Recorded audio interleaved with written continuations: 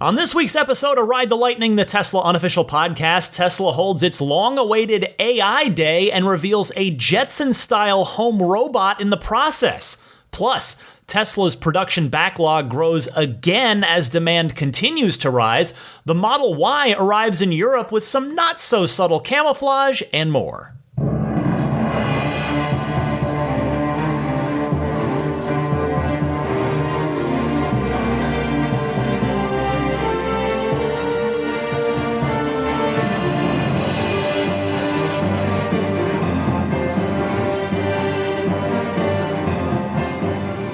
What's happening, friends? Ryan McCaffrey here with you alongside Daisy the Boxer for episode 316 of Ride the Lightning, your weekly Tesla unofficial podcast.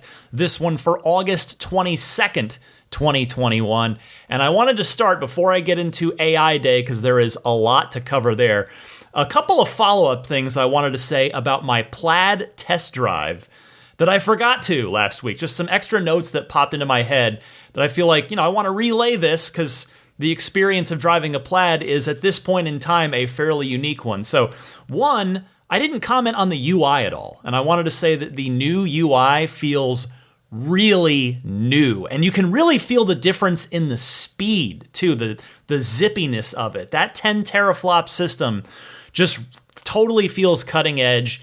It's not that our Model 3s and Model Ys and, the entire fleet really, other than the Plaids and the new long-range S's, not that they feel slow, but it's just there's really just an extra level of zippiness to it, which I thought was really great.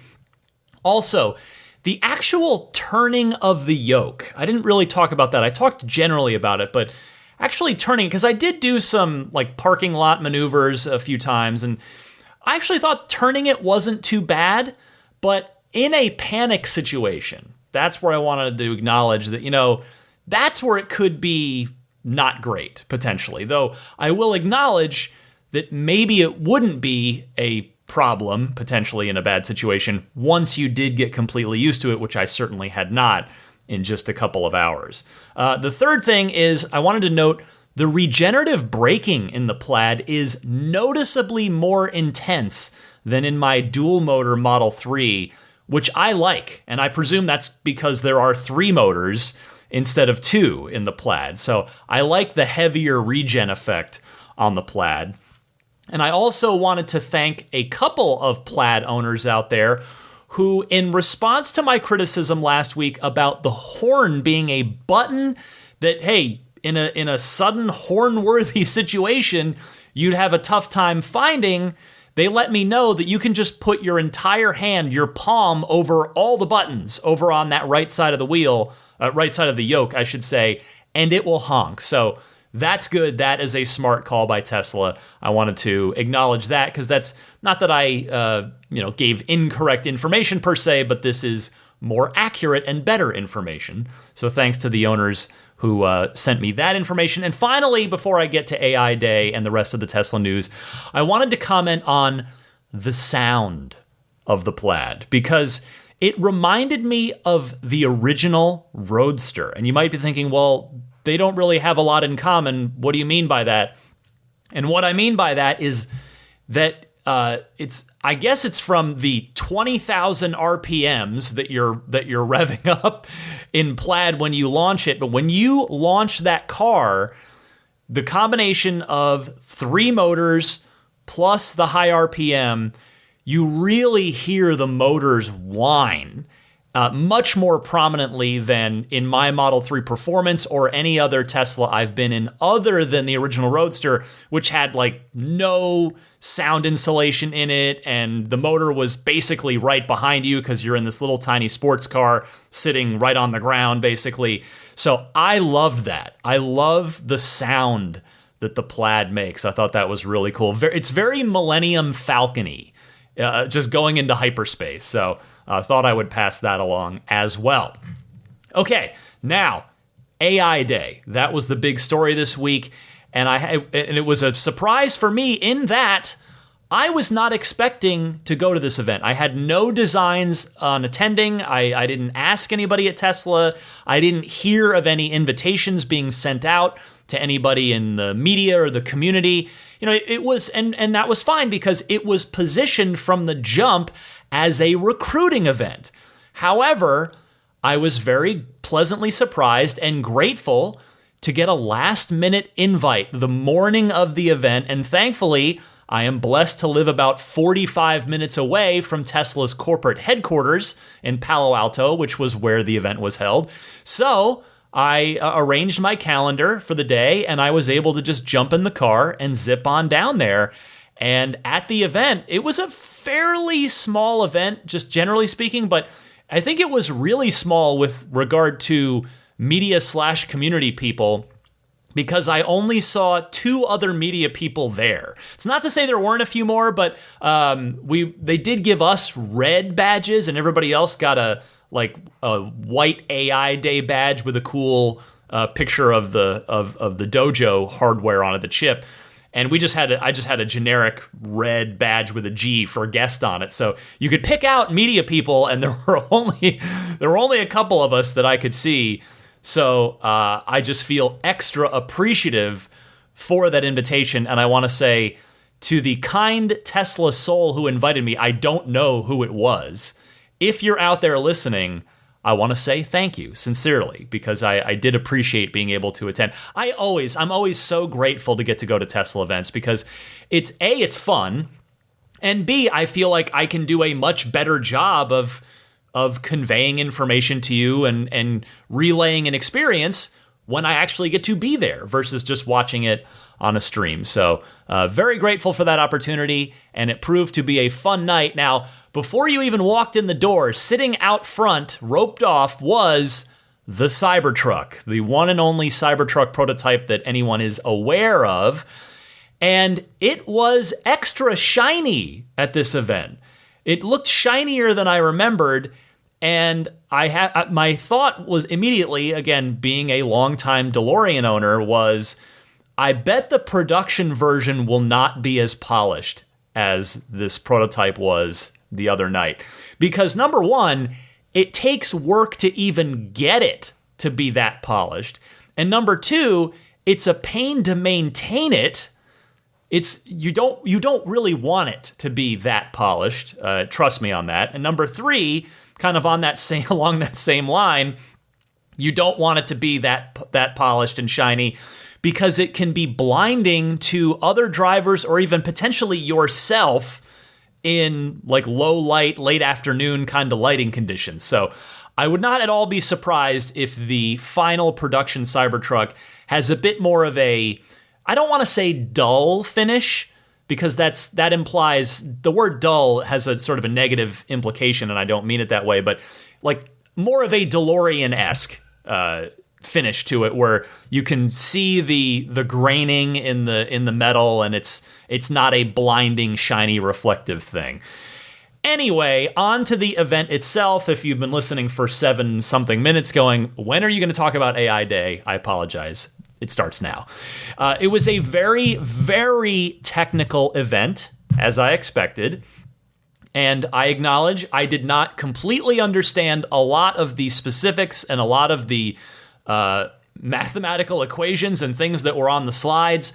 But the incredible progress that Tesla has made with self-driving and the neural net was extremely clear, particularly when they got to the Dojo portion of the presentation, which was in the middle, which I will get to shortly. But first, I thought that this line from Andrej Karpathy, the head of Autopilot, summed things up rather well, and in hindsight, proved to be somewhat prescient for what was to come later in the evening. My name is Andrej, and I lead the vision team here at Tesla Autopilot, and I'm incredibly excited to be here to kick off this section, giving you a technical deep dive into the Autopilot stack and showing you all the under-the-hood components that go into making the car drive all by itself. So we're going to start off with the vision component here. Now, in the vision component, what we're trying to do is we're trying to design a neural network that processes the raw information, which in our case is the 8 cameras that are positioned around the vehicle. And they send us images, and we need to process that in real time into what we call the vector space. And this is a three-dimensional representation of everything you need for driving.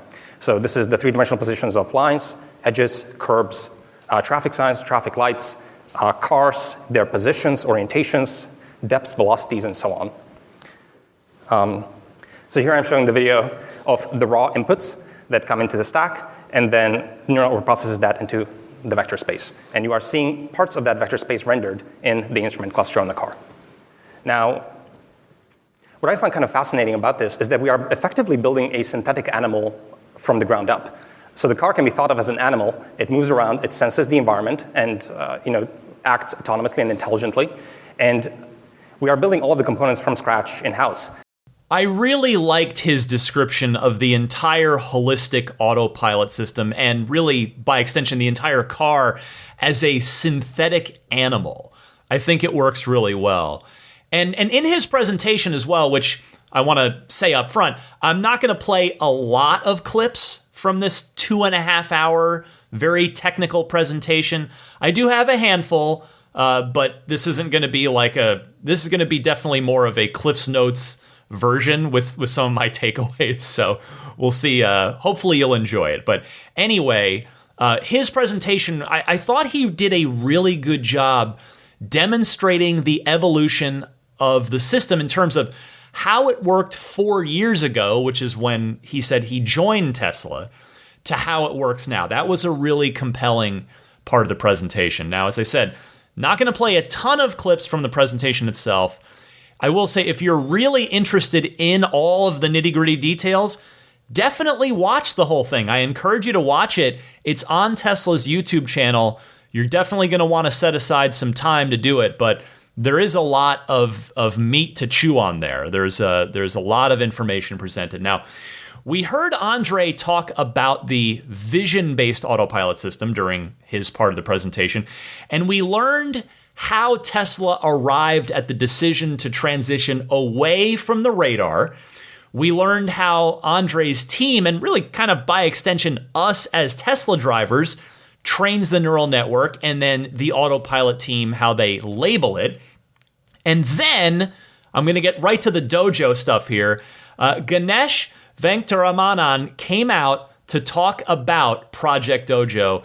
And that, to me, the presentation just leveled up. That's no disrespect to any of the previous speakers, but this is where it got really fun. Ganesh getting fired up about Dojo. Take a listen to this. Just to give you a comparison point, this is more than 2 times the bandwidth coming out of the state-of-the-art networking switch chips which are out there today. And network switch chips are supposed to be the gold standards for I/O bandwidth. If we put all of it together, we get training optimized chip, our D1 chip. This chip is manufactured in 7 nanometer technology. It packs 50 billion transistors in a miserly 645 millimeter square. One thing you'll notice, 100% of the area out here is going towards machine learning training and bandwidth. There is no dark silicon, there is no legacy support. This is a pure machine learning machine. And this is the D1 chip in a flip chip BGA package. This was entirely designed by Tesla team internally, all the way from the architecture to GDS out and package.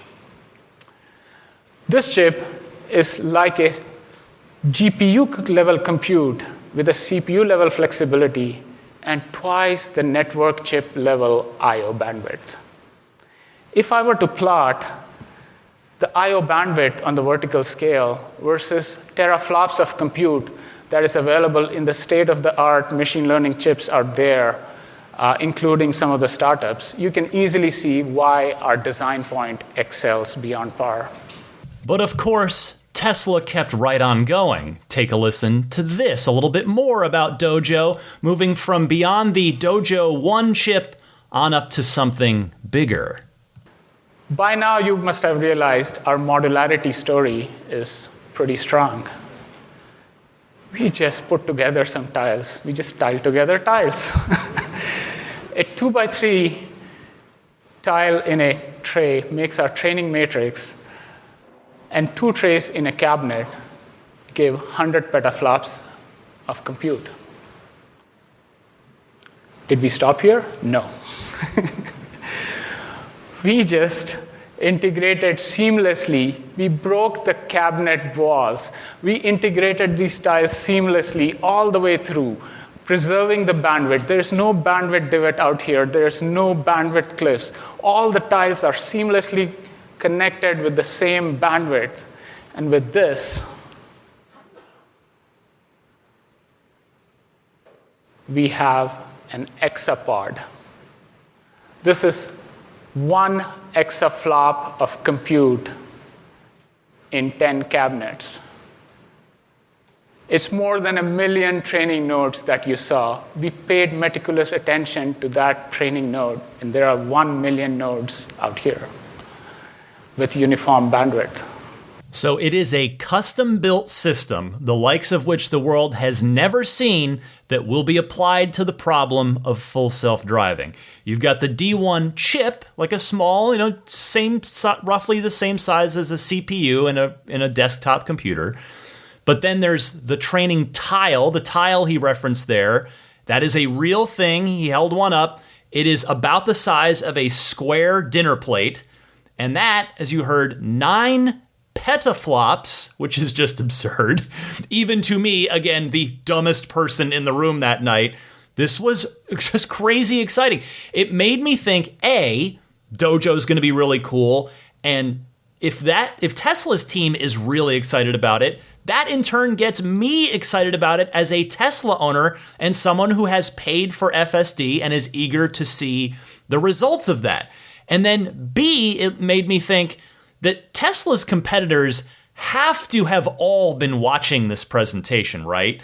They have to have all been watching it, taking notes, trying to see what they could learn, trying to see what they could steal from this presentation. I mean, you'd be foolish not to, wouldn't you? Anyway, back on track. Let's go to the other noteworthy part of the presentation now, because that's really, again, just a handful of clips for you. They went over the sort of progress to date and the switch from radar to vision and how they label the videos and all the information that comes into the neural network. And then they introduce Dojo and how Dojo is going to level everything up. Then we get to the real forward-looking portion of the presentation, which was this. So Dojo is real. The Teslabot will be real. But basically, if you think about what we're doing right now with the cars, Tesla is arguably the world's biggest robotics company because our cars are like semi-sentient robots on wheels. And with the full self-driving computer, essentially the inference engine on the car, which will keep evolving, obviously, and Dojo, and all the neural nets recognizing the world, understanding how to navigate through the world, it kind of makes sense to put that onto a humanoid form. And we're also quite good at sensors and batteries and actuators. So we think we'll probably have a prototype sometime next year that basically looks like this. And it's intended to be friendly, of course, and navigate through a world built for humans and eliminate dangerous, repetitive, and boring tasks. We're setting it such that it is, at a mechanical level, at a physical level, you can run away from it. And most likely overpower it. So hopefully that doesn't ever happen, but you never know. So it'll be a light, yeah, anyway, 5 miles an hour. If you can run faster than that, it'll be fine.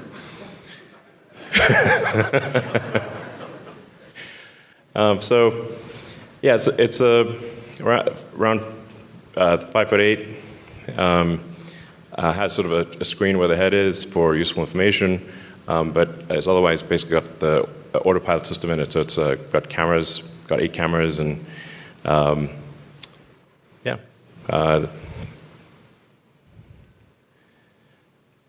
full self-driving computer, and making use of all of the same tools that we use in the car.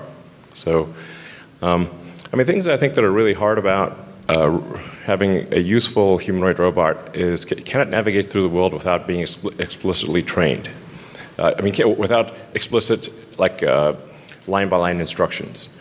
Can you talk to it and say, please pick up that bolt and attach it to the car with that wrench, and it should be able to do that. It should be able to, please go to the store and get me the following groceries, that kind of thing. So, I think we can do that. Yes, the Teslabot, which is codenamed Optimus, by the way, as in, of course, Optimus Prime from Transformers. It uses the Autopilot cameras and the FSD computer to do menial tasks around the house. Think a real-life version of Rosie from the Jetsons. Now, a common line of thinking that I saw online that I cannot take any credit for when I was reading up at the reactions to all this after the fact, because it's always different when you're there at the event. It's good, don't get me wrong. There's nothing that's bad about being there. I'd always rather be there, but you are kind of also in the eye of the hurricane, and you can't really see the reaction, how everybody, everyone else is perceiving it a bit differently than you are when you're in the room. And a big common thing I saw online afterwards was that people think Elon is building these to literally build the Mars colony that we're going to need if we're going to colonize Mars, which would be a dangerous job for humans to be on the surface of Mars in suits building things. Why not use these humanoid robots, which I cannot disagree with. That is a very plausible theory here. Now, a thought that occurred to me was that maybe the Teslabots will be deployed at supercharger stations as the final form of the charging snake that was prototyped years ago, where these Teslabots can plug in your car at the supercharger and unplug it when it's done. Once we reach full self-driving, full autonomy, and your car will be able to take you on a road trip while you sleep. That seems like the more, well, at least a more earthbound, practical application of how Tesla could use these. Now, I also saw certainly a lot of jokes made about this at the night of the reveal, and I also saw constructive feedback too. I mean, maybe you'd even call it constructive criticism, because I do think it's fair to ask. One thing that I saw was, well, how does this further Tesla's mission? Tesla's often repeated mission of accelerating the world's transition to sustainable energy. The cars do, the solar panels do, the battery storage does, but how does the Teslabot do that? I'm not sure that there's a good answer for that at this point in time. Would a home robot be awesome? Yes. Yes, it would definitely be awesome. I mean, I was catching up my wife the next morning because I got home late, talking to my wife, telling her about the event. She didn't watch it. And I said, tell her about it. And I said, well, I wonder, how much this thing would cost if they actually build these and actually sell them. And the number that just popped into my head, I have no idea. I mean, I'm sure if I'm off, I'm probably way too low. But I thought, well, maybe 10 grand. I don't know, something like that, maybe more. And my wife said that, her eyes lit up. She said, if it could actually do things like sweep the floors, mop the floors, vacuum, unload the dishwasher, stuff like that she would easily pay $10,000 for that as a long-term investment to save us the time of doing those chores ourselves, thus freeing us to do more creative things that are more fulfilling or more just mentally challenging, whatever it is. Getting rid of the menial tasks, as Elon suggests that the Teslabot will do, would be a very valuable thing. So she also pointed out, being a financially minded person, that it could open up an entire new market for Tesla and raise the ceiling on their market cap. Basically just like level up their entire financial potential effectively. Similar, like I guess maybe this is a good comparison, maybe it's not, but similar to Apple going from being a computer company to being a company that makes phones. Like that, opened up, that completely leveled up Apple in every single way, shape, and form. So we'll see. I mean, I would say my concern, and I'm using air quotes here, as someone who is a Tesla owner and I love the cars, that's what I care about most with this company. And I'm somebody that wants full self-driving to become real and to be amazing. What concerns me, again, with air quotes, concern, that the idea of devoting resources to the Teslabot, that could be applied to FSD or something with the cars instead. Now, I realize that this was a recruiting event. They don't have a working robot. They said that. But they announced it anyway because they want smart people to come and work on it. But I think it is fair to ask if we would rather have those people, those smart people, working on the cars instead of the Teslabot. I imagine that the community is probably going to be somewhat divided on even the idea of the Teslabot.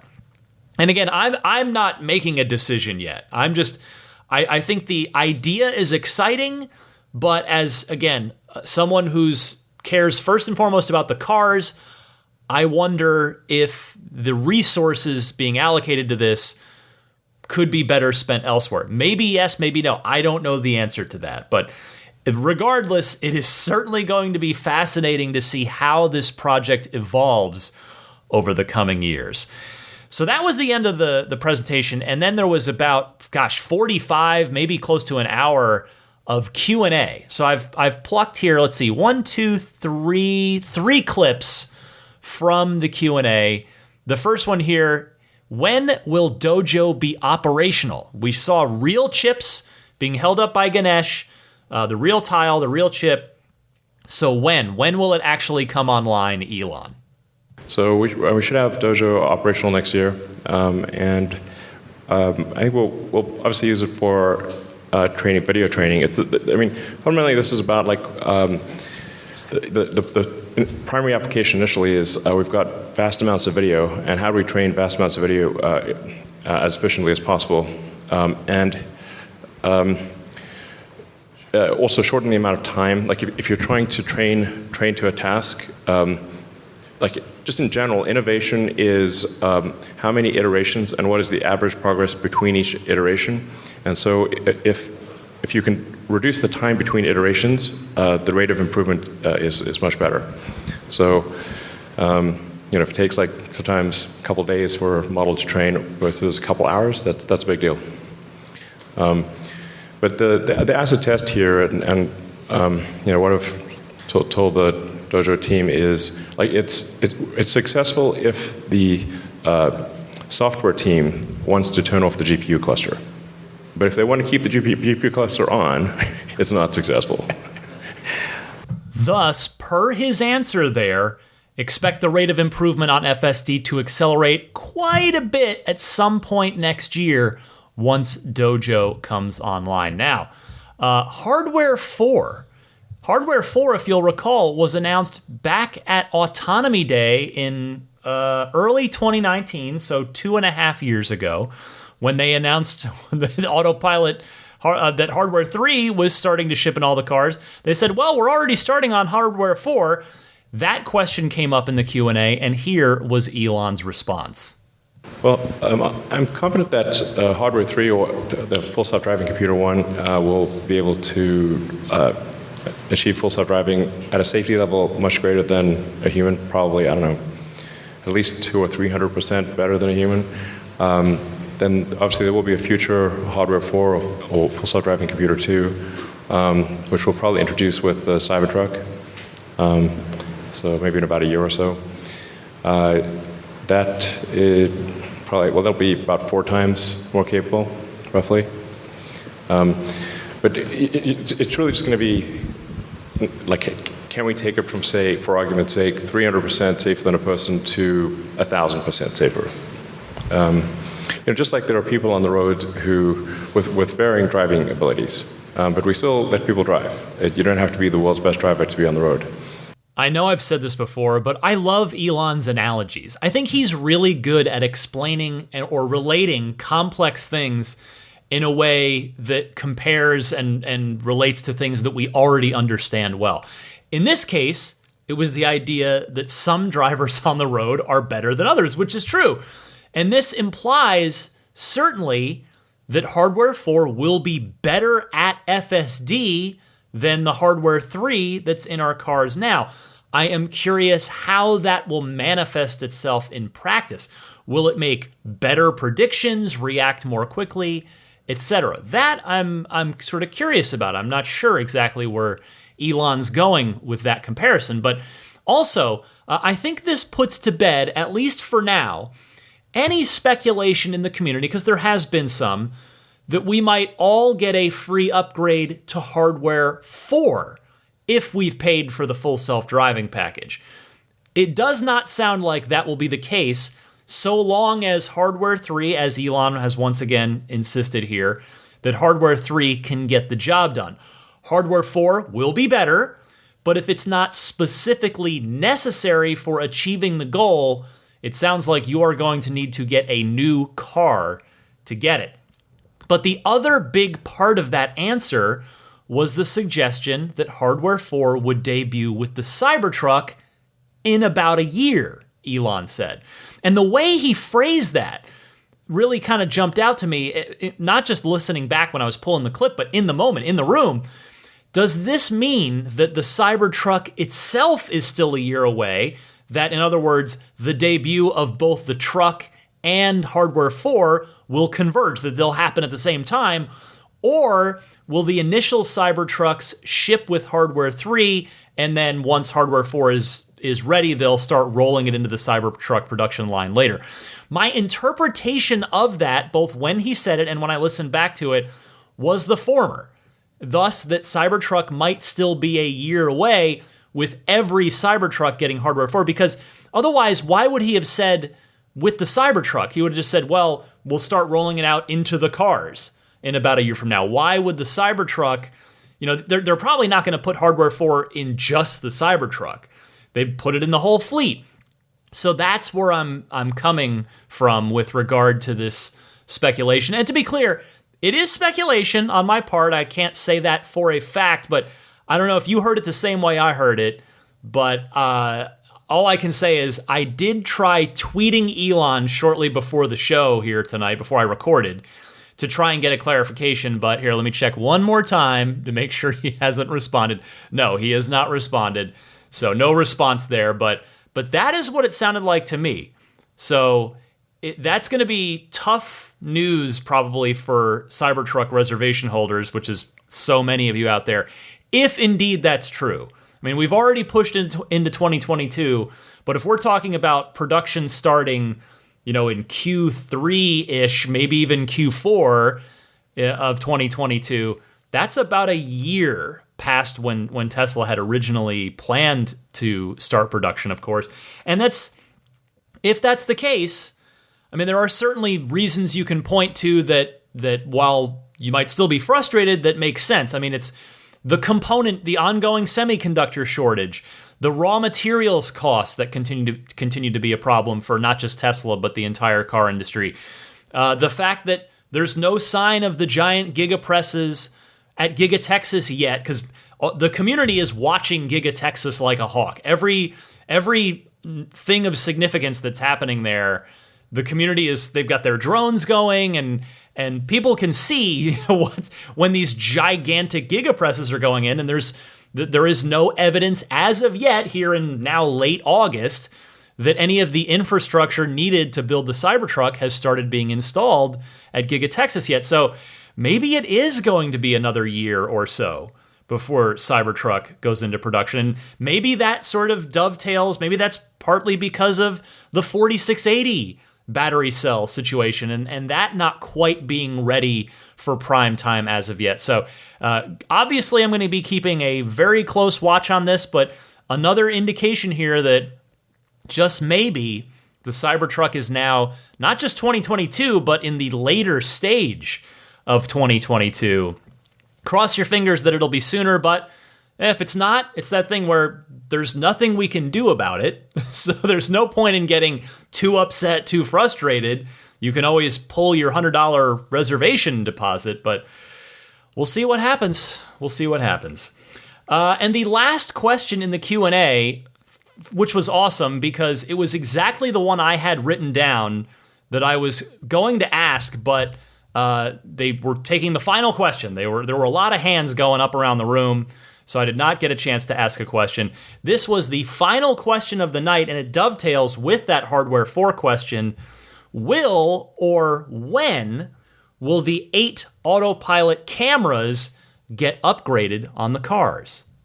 Well, with Hardware 4, we will have a next generation camera, but I have to say that the current cameras, we have not reached the limit of the current cameras. And I'm confident we can achieve full self-driving with much higher safety than humans with the current cameras and current compute hardware. But it'd be good to be 1,000% better rather than 300% better. So we'll see continued evolution on all levels in pursuit of that goal. That makes it pretty clear then. Even if you would want to pay to upgrade your Hardware 3 car to Hardware 4 once Hardware 4 is released, you are probably not going to be able to because Hardware 4 is going to be an entirely new system, not just the board itself, but the entire camera array too. So there will be a line drawn in the sand. In fact, I imagine that hearing that right now, a bunch of you probably started thinking, well, I guess I'm going to hold off on my next, or maybe for some of you first, Tesla purchase until Hardware 4 comes out. Because there are almost certainly not going to be upgrades because they're not going to do the cameras. They didn't do Hardware 1 or Autopilot 1 upgrades for anybody. It would just require too much labor, right? Like you'd have to, you could take out the entire rear view mirror assembly that has the cameras in it. You could pull that off the windshield. You could put in a new one. The repeater cameras on the front fenders, those are easy. They pop right out. They're very, very simple. So not much of a labor hassle there. But then are you really going to tear out the B-pillars and replace those cameras? Are you going to tear out the rear view camera and replace that? It's not something that Tesla's going to do, particularly as the fleet just gets larger and larger and larger. So it seems as though Hardware 4 cars, you're going to need a new car if you want Hardware 4. And that was the end of the Q&A and the end of the event. But before I move on to some of the rest of the week's Tesla news, the other thing that I want to talk about is the full self-driving city streets beta. After the event, you walk outside, they were giving two things if you wanted them. You could go get a Plaid test ride, which I did. I'll talk about that in a second. And they were giving test rides of the city streets full self-driving beta. That was what I was most curious of because I've never been in a car. I've watched the videos, but I've not actually been in a full self-driving car. So I jumped right in and I got a demo ride with an Autopilot engineer. And I wanted to tell you about this because I was blown away. I was absolutely floored, and I was not expecting to be. And I don't mean that as any disrespect to the Autopilot team. I have watched plenty of videos of the external beta testers, but for some reason, I don't know if maybe I can't quite quantify it, but for some reason, the videos to me, now that I have been in the car, the videos are not as impressive as being in the car is. It's just I don't know if it's just because you're sort of feeling the car move and that it's smooth, it's not jerky, and that was a big part of it. It behaved very organically for the most part, very smooth, very natural. Now, was this San Francisco? No, it was down in the suburbs, Palo Alto, definitely not as complex of a place to drive than the hellscape that is San Francisco from a driving perspective. But the route that they had, it did have a variety of roads, and it was at night, and there were other cars around that were going to behave unpredictably. And guess what? The full self-driving did great. My driver did, the Autopilot engineer who took me out, he did have to intervene once. There was one point where it was it was sort of turning off, and then it sort of funneled into this little like 2-lane. It was 1 lane that kind of then funneled into 2. If you go to the left, which is what we ultimately wanted to do, it was coming up to a stop sign that would then turn left, or if you went to the right, it would just, I don't remember if it was straight or or right or just right, whatever it was, if it was a T intersection or not. But the car kind of got to that, it funneled, and then it got to where it widens and has to pick a lane, and it just kind of froze, and it didn't make a choice. And at least it was a few seconds went by, maybe 3, 4, 5 seconds, and my driver intervened, and then and then turned it right back on, and it was fine for the entire rest of the drive. And I have to say that, to me, in a sense, I kind of liked that happened, because it suggested to me that the demo was real and not a pre-coded thing that they were just trying to wow any of the attendees with. In fact, I think the first question I asked the engineer was, is this beta 9.2 that the external beta testers have, or is this something further along internally, an internal newer build? And he did say, he didn't give me a number or anything, but he did say it's not 9.2, it's something else internally. So, I don't know, I can't speak to it any more than that, but the point is, I went from being somebody who, again, having watched these videos and having watched the FSD beta struggle in my home city and do great other places, but I went from watching those videos and being, looking forward to getting the beta in my car, but kind of being patient about it. I haven't really been like chomping at the bit, like, oh, I can't wait to get the beta. I was like, when it comes, I'm curious to check it out and see how it is. After that demo ride, I went from that to just being really, really excited to get that beta whenever it happens. So it really, really impressed me. And I'm so happy about that. Like, I'm very excited about that fact. And then, as I mentioned, one last thing here, they were also giving Plaid test rides, which was pretty funny because, so this is Palo Alto. I mean, most of you probably don't know what Palo Alto looks like, but it's just kind of a suburban area. There's some hilly areas and business parks, and that's sort of where Tesla is. It's out in it's not super residential, right where Tesla is particularly, but the point is, it's not a private test track like at the Plaid event at the factory. So what they did was, if you wanted a Plaid test ride, you had to go get on a shuttle bus, and it took you, I don't know, half a mile away, where they'd arranged with the Palo Alto Police Department to close off a stretch of road, basically. And they were and it wasn't a flat, straight section of road. It was a curvy, upward winding road. So it was sort of, I guess it would be kind of an S-shaped maybe stretch of road. And so you get in the Plaid, and they kind of lined it up to launch straight, but then there was so they launched the car, which it's a monster. It feels so much fun. The sensation is amazing in that car. It just brute forces you into the headrest. That's why they tell you, make sure your head's already against the headrest. And I'll reiterate what I said after I got to drive the Plaid, which I talked about on last week's show. I think being a passenger is more intense and I say that in a good way, a fun way. I think it's more intense as a passenger, than it is as a driver.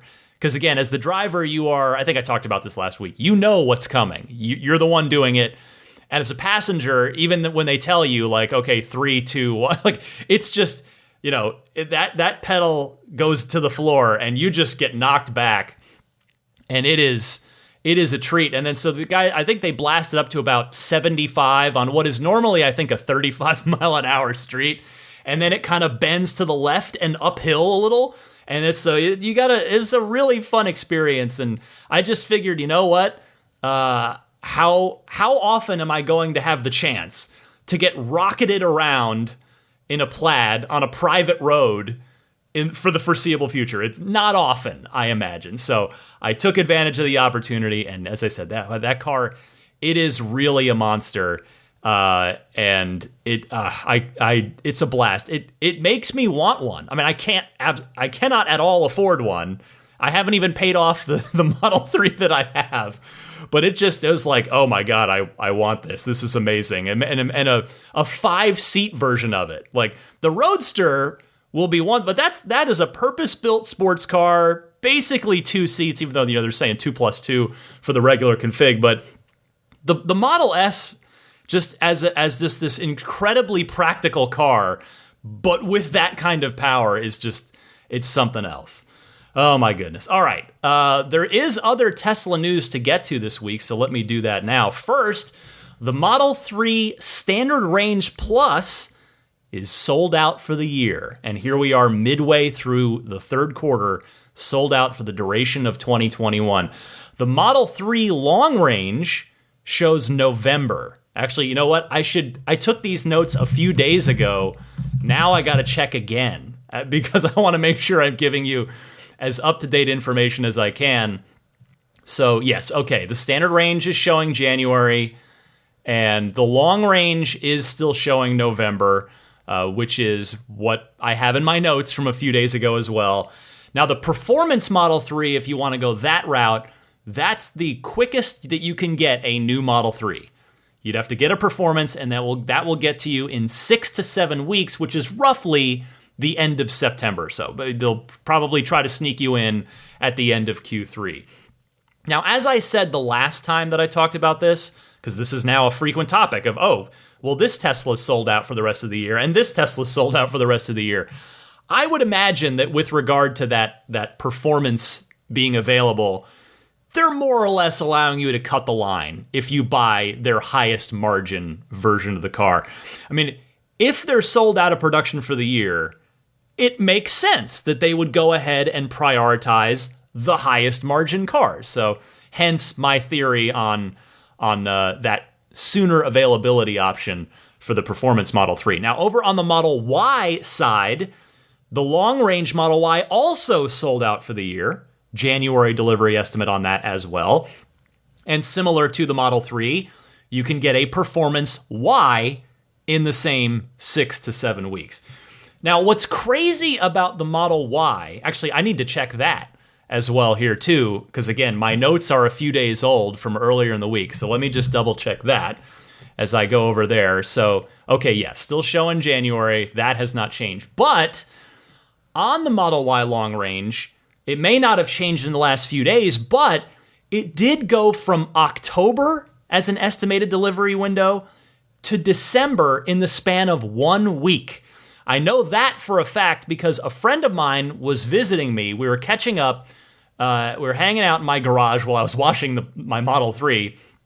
And he'd wanted to come over. He was talking about, he said, hey, I'm trying to work, my wife and I are trying to decide, do we get a Model Y to replace our other non-Tesla vehicle, or do we get a new Model X? Because they previously had a Model X that they traded in for the Model 3. Anyway, so new Model X deliveries were showing March-April range at the time that he came over. And the Long Range Y, which is the one he was looking at, was showing an October delivery. And again, 1 week, in the 1 week from when he was here and we were looking at that to now, to when I made my notes, and it changed. It moved from October to January, which is just actually, yeah, to January, because it was December. No, I was wrong. It was December when I made these notes, and now it's January. So there you go. Go figure. It just keeps backing up and backing up and backing up. Now, Giga Texas is going to help ease this bottleneck, but not at the flip of a switch. Remember, we all know by now. I mean, it's kind of common sense, but if you're following along with Tesla, you're listening to this podcast, you know about the production ramp and things take time, and it's going to take some time for Tesla to ramp up production at Giga Texas, even if they're going to their plan B and building the very same 2170 cell-based Model Y that Fremont and Shanghai are building now. So I expect those wait times to come down sometime soonish, but possibly not till maybe even early next year, as Giga Texas opens up and starts to get some volume, starts to get some production momentum going. Now, on a similar note to this, I also wanted to point out this that happened this week. The non-refundable deposit fee on all Tesla vehicles has gone up from $100 to $250. And I suspect that with how frequently Tesla's been raising prices and the production backlog, they really want to discourage people who are maybe just throwing down $100 to hold their place in line because they've been seeing these price increases happen. And they figure, well, I'm not quite ready to buy it yet, but I'm just going to throw down my $100 reservation fee now so that once they're finally able to build it for me, maybe the price will have gone up and I'll have saved myself some money. And this seems to be a counter to that, would be my guess. And this will narrow things down to much more serious, immediate orders for the car and give Tesla maybe a more accurate idea of exactly what the queue looks like. And not to mention, with demand being this high, it's more revenue. It's 2.5 times more revenue per transaction, at least as far as the reservation fee goes, not overall, obviously. But yeah, you're making an extra $150 for every single order that you have. That's pretty good money if you can get it, and with the demand being what it is, Tesla can get it right now. Meanwhile, on the other side of the Atlantic, speaking of the Model Y, it has quietly arrived in Europe, well, sort of quietly, because Tesla, knowing how feverishly the Tesla community, myself included, watches every little move that the company makes, Tesla leaned into the arrival of those first homologation Model Y vehicles in a typically humorous Tesla way. Teslarati reporting that both the Twitter accounts Tesla_Adri, A-D-R-I, and Viv, who's Falcon Heavy with no vowels on Twitter, shared several pictures of Model Ys in Europe. One on a tractor trailer and one parallel parked on the side of the road, with gigantic decals, across the side of the Model Y that say, "Not Model Y" on the side. So it's just funny because Tesla, they could have camouflaged it with the zebra-style pattern wrap that most car companies do when they're trying to hide a new car out in plain sight. But I applaud Tesla for just leaning into the humor of the situation here, because again, they know that everyone will photograph it and post it online anyway, with the zebra covering or not.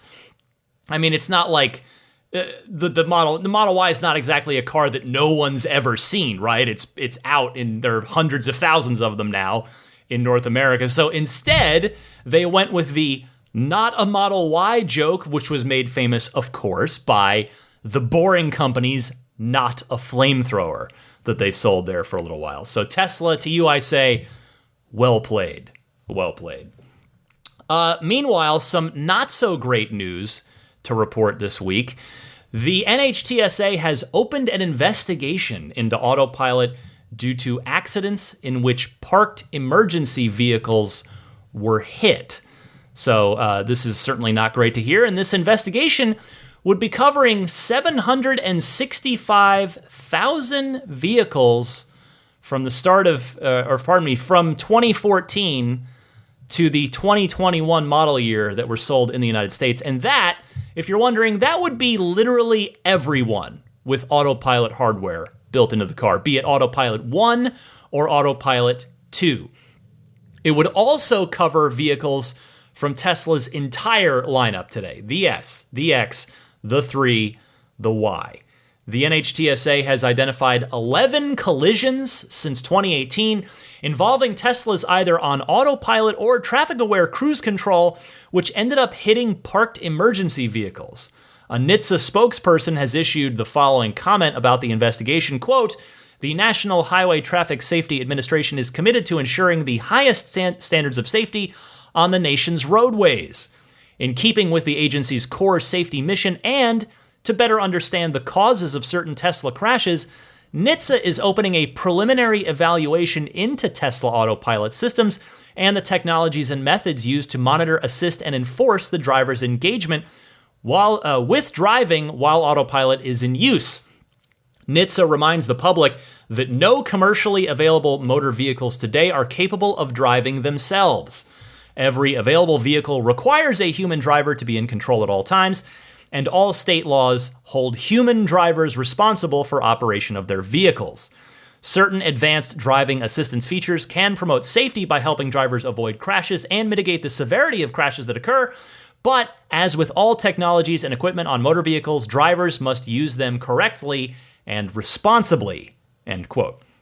Now, there's a lot that you could pick at with this, and I'm not going to in this case because a frequent poster on the Tesla Motors Reddit, who's also a former moderator of that Reddit, I've exchanged notes with this person a few times, they go by the handle of 110110, laid out a post and said this: "These events occur typically when a vehicle is partially in a lane and radar has to ignore a stationary object. This is pretty standard and inherent with traffic adaptive cruise control plus radar.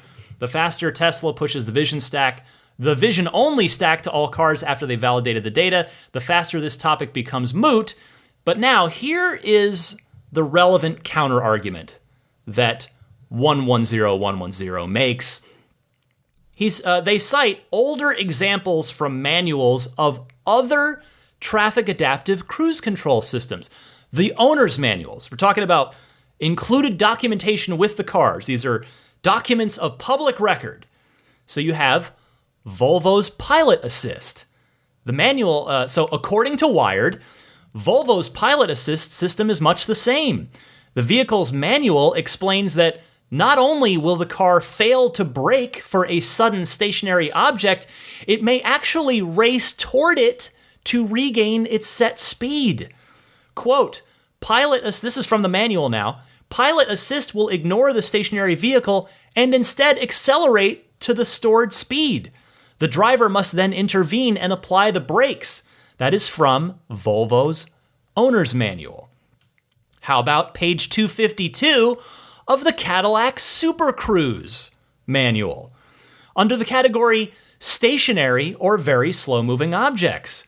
Quote, ACC, meaning adaptive cruise control, may not detect and react to stopped or slow-moving vehicles ahead of you. For example, the system may not brake for a vehicle it has never detected moving. This can occur in stop-and-go traffic or when a vehicle suddenly appears due to a vehicle ahead changing lanes. Your vehicle may not stop and could cause a crash. Use caution when using ACC. Your complete attention is always required while driving, and you should be ready to take action and apply the brakes. Here's one more. How about BMW Driving Assistant Plus, page 124. Again, this is incredibly perfectly sourced. This says it better than I ever could. Again, page 124, BMW. A warning may not be issued when approaching a stationary or very slow-moving obstacle. You must react yourself. Otherwise, there is the danger of an accident occurring. If a vehicle ahead of you unexpectedly moves into another lane from behind a stopped vehicle, you yourself must react as the system does not react to stopped vehicles. I think the point is made. You see where 110110 is going. You see what I am also trying to say. And that is, if Tesla is guilty, I'm going back to the air quotes here, if Tesla is guilty of anything here, then so is every other auto manufacturer who offers a similar traffic adaptive or just some sort of adaptive cruise control system. So, but here's Tesla being picked on. So go figure. But to look at this optimistically, to look at this optimistically, if this government inquiry helps lead to better regulations, or better yet, better progress on the technology by way of said new regulations, then hey, everybody will be better off for it. So again, this is another story I will certainly be keeping an eye on with regard to this investigation, because it affects basically all of any of you listening that own a Tesla, which is probably most of my audience. So this affects, and me too. I'm in that group. So we'll keep close eye on this one. Finally this week, let's get back to some good news. How about some good sales? The United States EV segment is growing this year, 2021, with Tesla, of course, leading the way.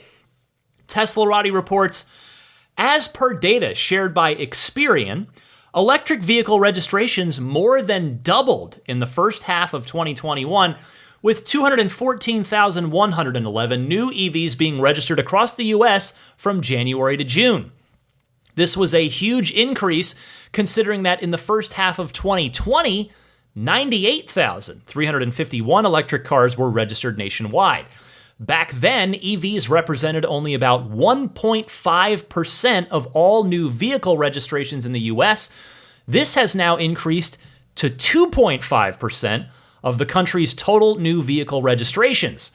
With the electric vehicle market gaining momentum this year, it was no surprise that the United States' best-selling EVs, the Model Y and the Model 3, as you no doubt already guessed, accounted for the lion's share of the total EV registrations in the country. Tesla's vehicles accounted for about 2/3 of all new EV registrations in the first half of the year, and that is with the high-margin Model S sedan seeing limited deliveries and the Model X being entirely on pause. Model Y clocked in 81,802 registrations, the Model 3 at 56,755, and then in third place you had the Chevy Bolt at 20,141, and the Ford Mustang Mach-E, which admittedly is still brand new and just getting out in the marketplace, they came in with 11,068 new registrations in the United States. But the point is here, this is great news for Tesla, because you can look ahead and see, well, the aforementioned Giga Texas is going to open up basically a new fire hose of Model Y production next year after they do ramp up production.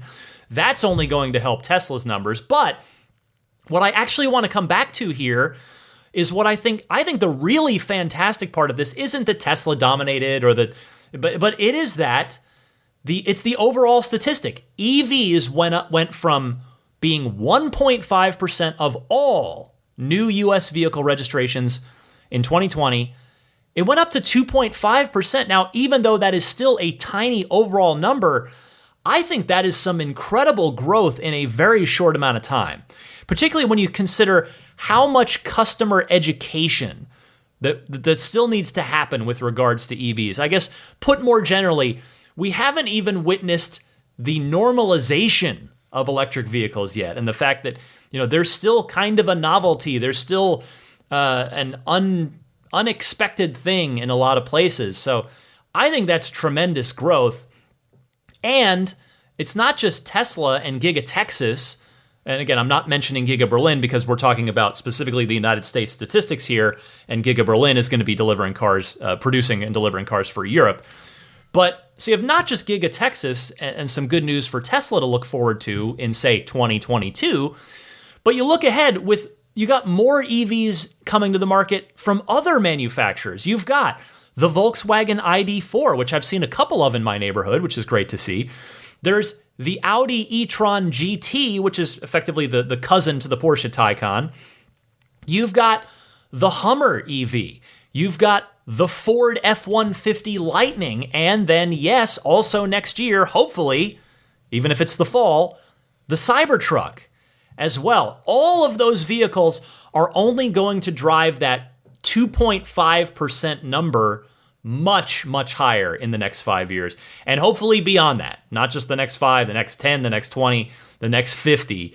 This really is just fantastic news for the entire EV movement. When you think about it, this is Tesla's mission statement happening in real time. We are all watching it come true and happen in real time, which is really, really cool. Now, this show has gone on, I think I'm up to about an hour or so already. So I think I'm going to hold the Ride the Lightning calls for next week with one exception. I'm not going to take a little break. I'm just going to play this right now because this call, this is a great call. It's from Kenny from Newport News, Virginia, a longtime caller. I love hearing from Kenny. But Kenny brings up something that I've gotten a lot of emails about, a lot of tweets about, a lot of hotline phone calls about, and there's a new update on this. So I'm going to let Kenny take it from here. Hey, Ryan, what's going on, man? It's Kenny calling in from Newport News, Virginia. It's been a little while, but my brother and I are on a road trip, and we were listening to your podcast along the way. He has just recently put in an order for a Model Y. Man, we are super excited. It's the first one in the family. So anyway, we're riding together, and he had a question for you. So, hey, here's Chess. Hey, Ryan. Kenny and I might sound a lot alike because we're identical twins. Yeah, my question, my name's Chess. I'm from the Richmond area. My question is, the Biden administration is working on legislation right now for EVs. For incentivizing EVs, and I'm just curious if you know any of the latest details on what we can expect. I'm due to take delivery in October or early November, so just was wondering if you had any updates or any information on the EV incentives and maybe what we could expect here, hopefully this year or maybe early next year. I'd hate to get the car and miss out on something, so just wanted to find out what you knew about it. Thanks, man. All right, man. We look forward to hearing the answer. Thanks. Chess, welcome to the podcast, and congratulations on your upcoming Model Y. And Kenny, it is always great to hear from you. Now, the bad news I have for you is that the latest word on the bill is that it could end up being made almost entirely useless to Tesla buyers. Here is the amendment to the EV tax credit bill proposed by Senator Deb Fischer of Nebraska, explaining it in her own words on the Senate floor. Mr. President, Americans making over $100,000 a year claimed nearly 80% of electric vehicle tax credits in 2016. According to the National Resource Defense Council, a left-wing environmental advocacy group, EVs cost $19,000 more than gas-powered vehicles. My colleagues on the other side of the aisle like to say wealthy Americans should pay their fair share in taxes. Yet they want to expand a tax credit to disproportionately benefit even more people with six-figure salaries. Everyday Americans are living paycheck to paycheck because of the sharp rise in costs due to inflation. But my colleagues on the other side want to subsidize luxury vehicles only the rich can afford, using money from hardworking taxpayers, and my amendment would put a stop to that. It simply prohibits individuals from claiming the tax credit if they make over $100,000 a year or if the car they are buying costs over $40,000.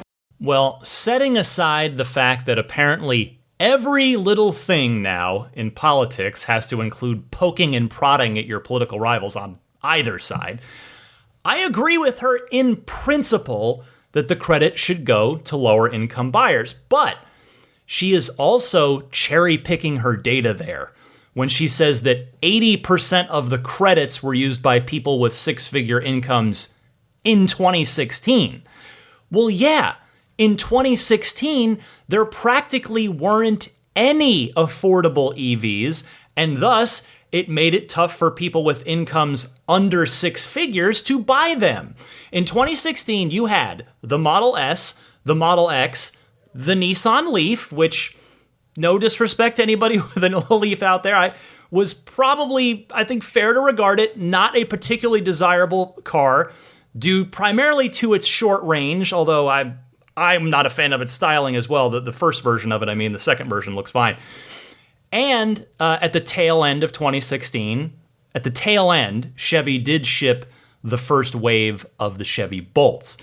There was no Model 3 yet. There was no ID4. There were, some of these other vehicles that are coming around now were not there in 2016.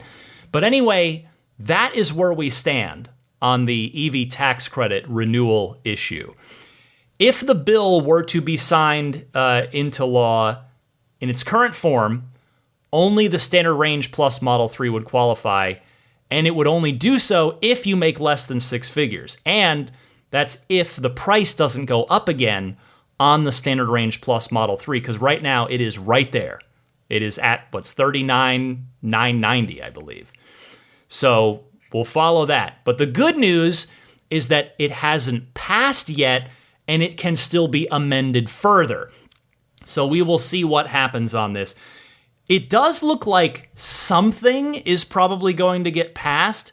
It's just a question of what its final form will look like and if it will end up being able to benefit Tesla owners at all, given the price of Tesla vehicles, et cetera, et cetera. So thank you to both Kenny and Chess for calling in on that. And I do just want to remind everybody, even though I'm just playing one call this week because I've been talking so long about AI Day, I do want to invite everybody to call in, just like Kenny did with his brother.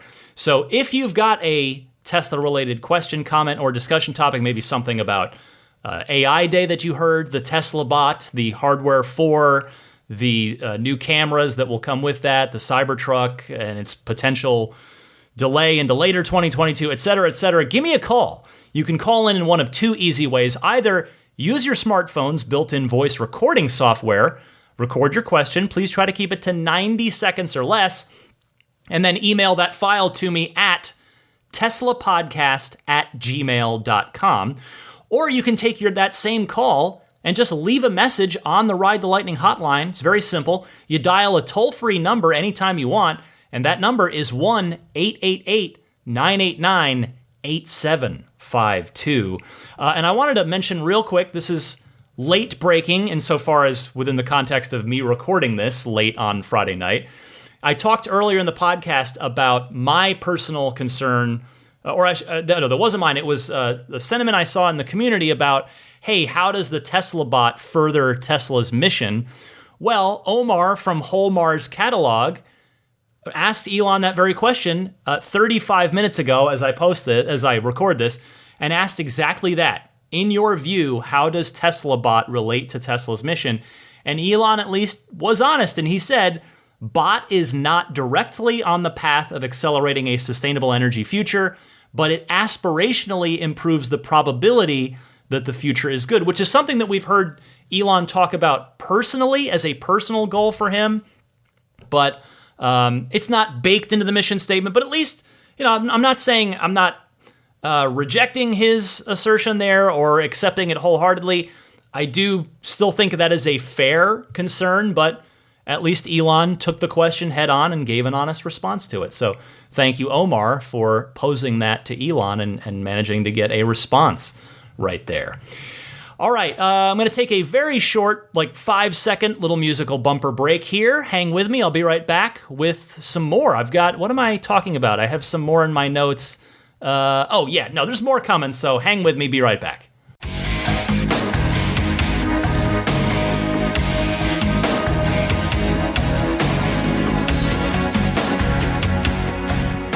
All right, winding things down here, let me start with this week's pro tip of the week. It comes from Curtis in Southern California. Hey, Ryan. This is Curtis from Southern California. I've been listening to your podcast since October of 2020, and I've enjoyed every single week of it and really appreciate everything you've done. I want to give a pro tip of the week as well as answer one of the questions your callers had previously. After I received my 2021 Model 3, a month later, we got hit in a side swipe. That ended up taking out my passenger mirror. It was late at night, and we want to continue our travel. So without a passenger mirror, it made me uneasy to drive. But what I recall while driving, that I can actually access the cameras. So what I did is I turned on the camera, and I was able to see my right side blind spot without needing any mirrors. So it definitely helped out a lot.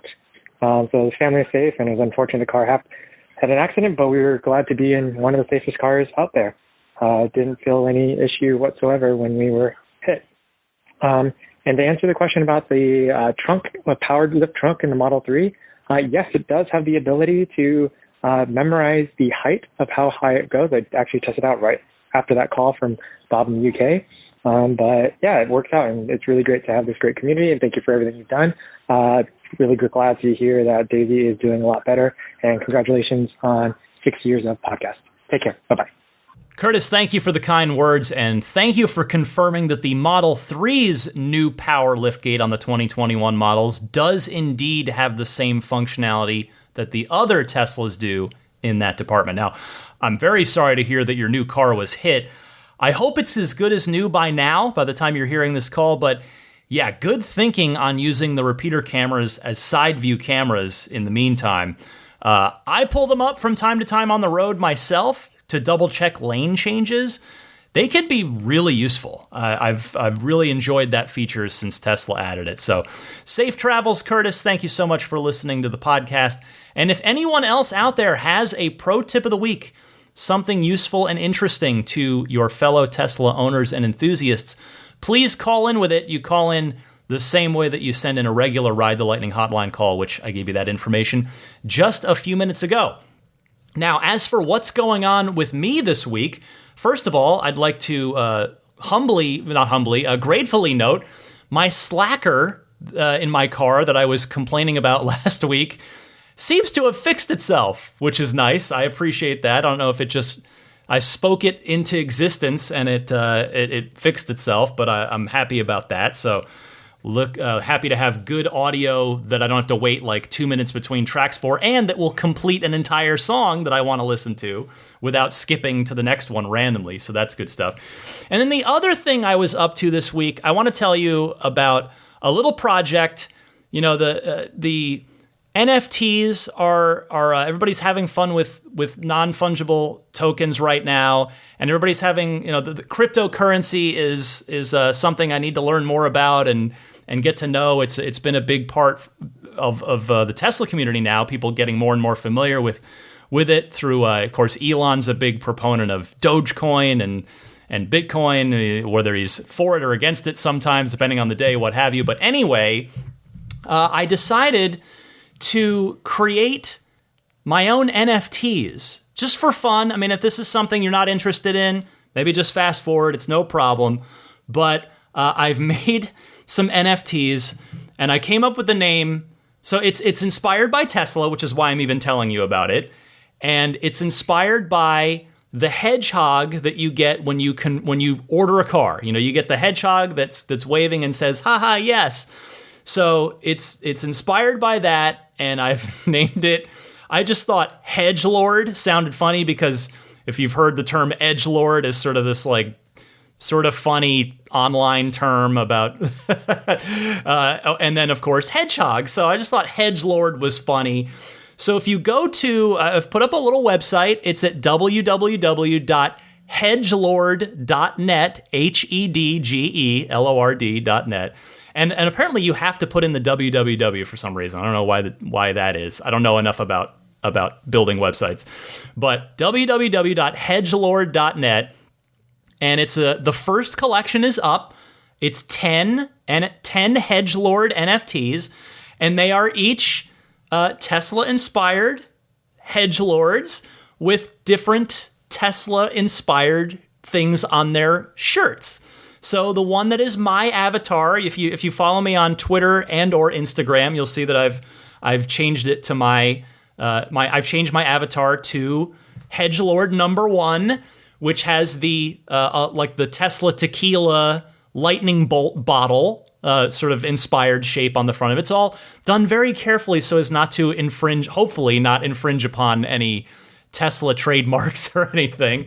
So that's mine, and it's my new profile picture. And as you may know with NFTs, when you acquire one, you are the sole owner of it. It's like buying a painting. So again, you can see mine on my Twitter or Instagram profile picture. Each one costs just a tiny fraction of Ethereum, of ETH, for those of you into cryptocurrency. And before I could even record the podcast, the first collection is already almost sold out. There are just a few left. So if you're interested or just curious, take a look. Again, I'm not trying to sell you something. I'm not trying to push anything, down your throat for this podcast. I mean, the number one way you can always support the podcast, please, is Patreon. The NFT thing is just a for fun project. But I will, this collection, like I said, is almost sold out, but there'll be future collections. I don't know how often, but in small, groups of probably 10, just every now and again to kind of keep them rare, keep them fun. But check it out if you're curious. And again, it's just a for fun thing. But yeah, the Patreon, which I guess I'll just go ahead and mention now, as I mention every part of the show at the end. But that is the number one way to support the podcast. That's if you're looking to support me and say, hey, you know what, Ryan, you've gone to another event and you've done hopefully you think you did a great job recapping it and bringing it home to me since I couldn't be there. And you think, well, you know what, Ryan, I'm going to support you on Patreon. You can go to my Patreon page, which is patreon.com/Tesla podcast. And you can see all the information there, the various support tiers. You got the sport tier at $5 a month or $57 for the year. And you get the 5% discount if you do the yearly pledge. Then there's the ludicrous tier, which gets you the bonus mini episode every month and the early access. And then you go up, the maximum Plaid tier at $25 a month. Or $285 for the year, and that'll get you everything, including a shout out at the end. That's coming up, of course, as well as an invite every month to the monthly Patreon-only Maximum Plaid Google Hangout, which we've been having a blast at every single month. So anyway, patreon.com/Tesla podcast if you feel like the time has finally come that I have earned your support. Again, earned, because it is earned, not given. What else? Some other friends of the podcast. Go to abstractocean.com, the home of so many great Tesla accessories. I'm actually just going to jump on there real quick right now. If we look, actually, before I do that, I'll just mention the important part. Coupon code RTL Podcast, all one word. That gets you 15% off of your first order at abstractocean.com.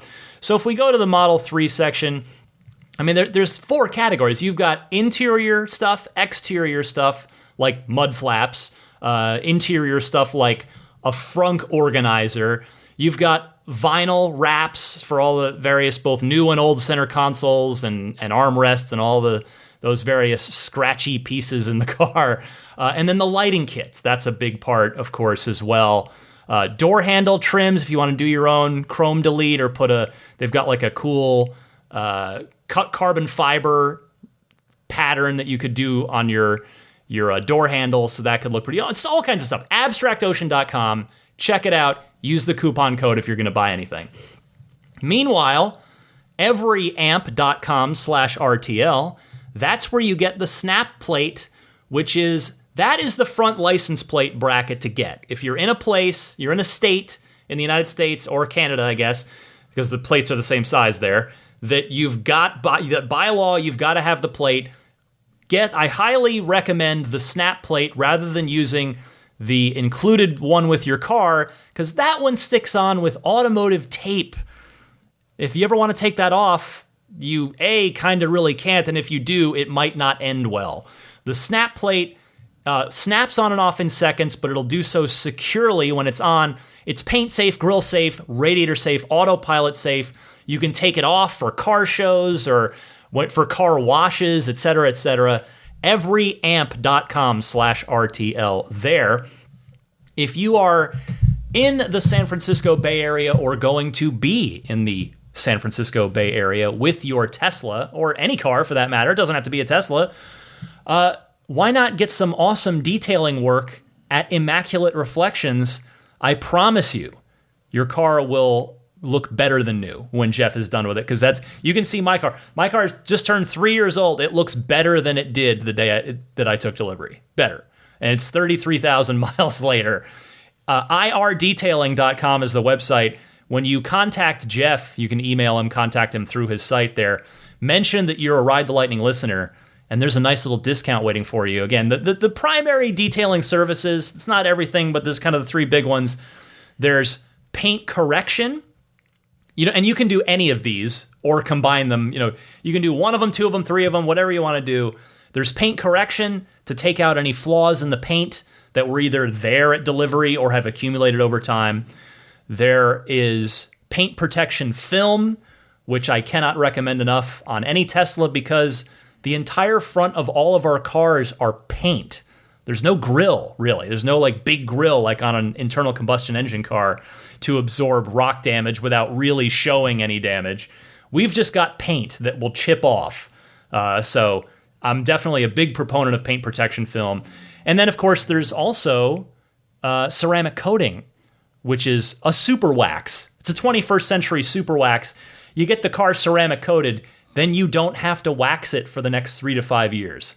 Super worth it, in my humble opinion. Anyway, irdetailing.com to get in touch with Jeff, get booked in with him. PureTesla.com/RTL, your one-stop shop for your dash cam and Sentry mode needs. Just $49 with free shipping anywhere in the US gets you the 128 gigabyte dash cam kit, which I cannot recommend enough on that as well. Every Tesla owner, you got to do it. And the reason that you want to go with the Pure Tesla kit is because it is micro SD based. It is a media format that is designed for the constant reading and writing that happens with dash cam and Sentry mode. Regular USB flash memory, as Daisy the Boxer absolutely snores loudly next to me on the couch, regular USB flash memory will not last. I have personally experienced that. So I've been rocking the Pure Tesla for, I can say, years now, and it just keeps on working exactly like it's supposed to work. So it's $49 well spent if you ask me. Again, the website, puretesla.com/RTL. Finally, I know it's been a long podcast this week.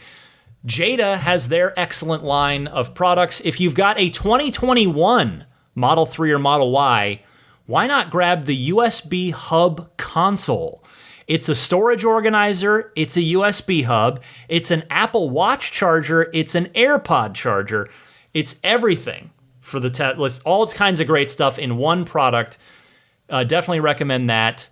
If you're going to buy that, use the coupon code RTL, and I'm going to give you the specific website to go to in a second because I have a referral link. If you would be so kind as to use my referral link, I would thank you greatly.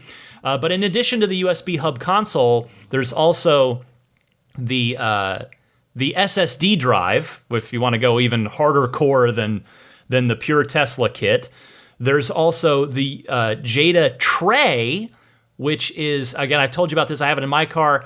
It's got the AirPod or Pixel Bud wireless charger. It's got the smartwatch charger. In fact, my wife, her watch, we got in the car to go to my brother-in-law's house last weekend, and my wife was like, "Oh, can I bring a cord to charge my watch in your car when we're driving down there? Because it's a bit of a long ways." And I was like, "Oh, you don't even need that. Just boop, just hook it, magnetize it right here on the Jeda tray," and that totally worked perfectly. And then finally, they have, of course, the Jeda wireless charging pad. All the new Teslas have it built in, but if you've got one of the older Model 3s like I do, I cannot recommend that product enough. So whatever, if any of that appeals to you, use that coupon code RTL for a nice discount and buy from this URL. It's getjada.com/REF/8. And that is that. Let me say hi to the Plaid, Maximum Plaid, and Roadster in Space tier Patreon backers, and then I promise I will let you go. First, the Roadster in Space crew, thank you so much for your ultra generous support. Pete White, Lyle Austin, Steve Radspinner, my friend on Twitter @Rodam, Fernando Cordero, Lawton from Chicago, Sean Neidig, Scooter Ward, Neil Weaver, Jackson Wallace, and Crafty Geek. Thank you all very much.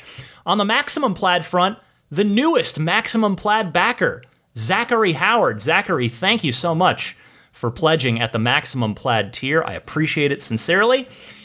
And along with the rest of the Maximum Plaid crew, I thank Jonathan Wales, Cameron Clark, Daniel Grummer, Seth Capello, Nick and Tony, Tesla Hitchhiker 42, John Schmidt, Stan Roth, Howard Anthony Smith, Charles Galpin, Ryan from Las Vegas, Darren Nickel, Kaz Barnes, Ulrich Lassa, Brett Libano, Patrick Wisniewski, Gil Cabrera, Hay Watley, Eric Brown, Mark Eversole, Todd Badger, Joe Edgel, Kevin Yank, the Tesla Owners Club of San Joaquin Valley, Michael Williams, MT, Will Stedman, Tyler Smith, Mait Suaru, Derek Nesselrote, Justin Perez, Jeremy Harris, Chris Beach, Tom Mills, Alex Brem, and Matt Kalin. Thank you all. And last and certainly not least, the Plaid crew. Thank you so much for your very long-running support here. A lot of these names have been on this list for a long time, which I am very grateful for.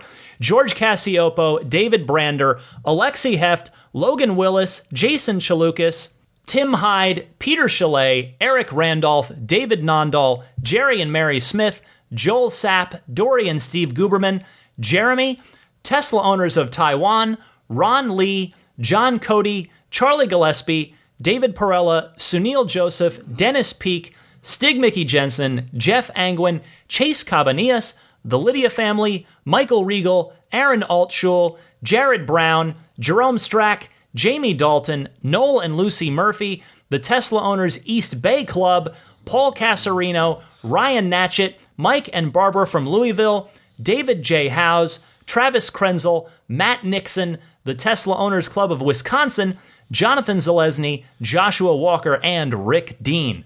Thank you all very much for kindly supporting my efforts on the podcast, because in all honesty, I love doing the podcast, but without the Patreon support, I would not be able to justify the amount of time and energy that goes into this thing. But I do love doing it, and I hope that reflects in what you listen to each and every week. This was another amazing week, obviously, getting to unexpectedly go in person to AI Day. That was just a treat. So that'll wrap it up. I've been talking long enough for this week. I need to respect your time, because your time is your most valuable commodity, in my opinion. Everybody, I guess, values different things, but to me, the fact that you would take an hour, well over an hour this week of your time each and every week to hang out with me here on Ride the Lightning and share together in our collective enthusiasm for these awesome cars and this incredible company and the things that they are doing and striving to do, as well as we heard about with AI Day this week. I love it. I just have a blast, and I'm so grateful that you choose to join me each and every week. So for Daisy the Boxer, I'm Ryan McCaffrey. This was Ride the Lightning episode 316. Happy electric motoring, and I will see you back here next week.